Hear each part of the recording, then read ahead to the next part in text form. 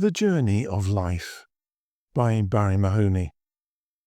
It's often been said that travel broadens the mind, which is one of the many reasons why young people particularly are encouraged to travel. I still remember in vivid detail the journey that I took to Germany as an insecure and impressionable 13-year-old.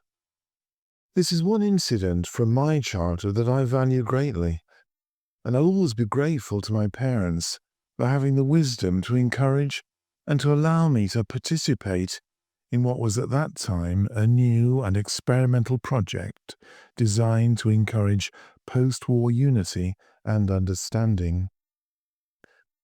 The journey that I experienced was part of a school twinning project, with myself and others from my school living individually with a German family with which we had no prior contact for 2 weeks.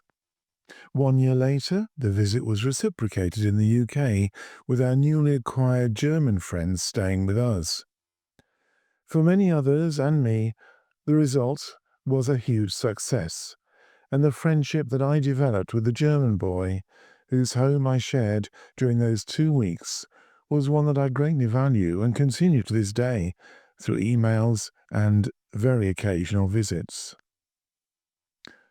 I still recall an unpleasant nighttime ferry journey from Harwich, a train journey through the Netherlands, fierce Dutch and German security police checking passports and tickets, and a combination of languages before we finally embarked in a new and strange country that was to be my home for the next 2 weeks. Nowadays, this kind of journey seems mild and quite ordinary. But at that time, the entry into post-war Europe was akin to entering an alien and potentially dangerous world. This early experience fed and nurtured my interest in countries, people, and languages outside the United Kingdom, and eventually encouraged me to make a new life in another country. It taught me much about people from outside the narrow confines of my daily life and routines in a Lincolnshire village, and nurtured my understanding of what it is to be truly European, not simply British or English. How times have changed, with children visiting Spain, France and Italy, and often whilst babes in arms. Overseas travel has become both easily available and often affordable for many people. However, not all are able to benefit from this new freedom. Although many young people have plenty of time on their hands during the long summer holidays, they often lack the financial resources to do anything particularly worthwhile, and most do not have the funds to undertake travel that could enrich and broaden their minds. Despite the low cost and ease of accessing other countries by using one of the cheap airlines, often the best way to see Europe is to travel by train. And this was the reasoning behind an important European Union scheme for young people that was sadly frequently ignored in the UK, which was a free Interrail pass to allow teenagers a full month of free travel around Europe. The European Commission set aside €12 million for between 20,000 and 30,000 teenagers from all over Europe to collect a free rail pass for use during the long summer holidays. The pass allowed students from all member states to ride on trains, buses, trams and ferries to visit any corner of Europe that they wish, and all free of charge.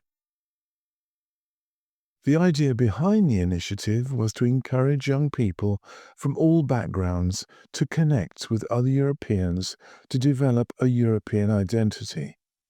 Now, what better way to see the sights whilst travelling relatively slowly and absorbing the cultural idiosyncrasies of a variety of nations? Chatting to other people and sharing experiences whilst they travel will often create friendships and memories that could last for a lifetime.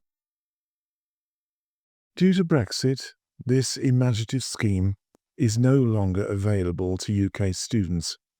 But I hope that something similar will be introduced in the future when once again the UK sees the good sense in seeking a closer relationship with its European friends and neighbours. Travel is a rite of passage into the world, and I sincerely hope that despite Brexit, government-funded European travel projects will continue in some shape or form. This is life education at its finest. You have been listening to The Journey of Life by Barrie Mahoney. This is part of the Letters from the Atlantic series. You can find out more about me, my books, blogs and podcasts by going to my website, which is www.barriemahoney.com, and that's Barrie with an IE. Thank you for listening.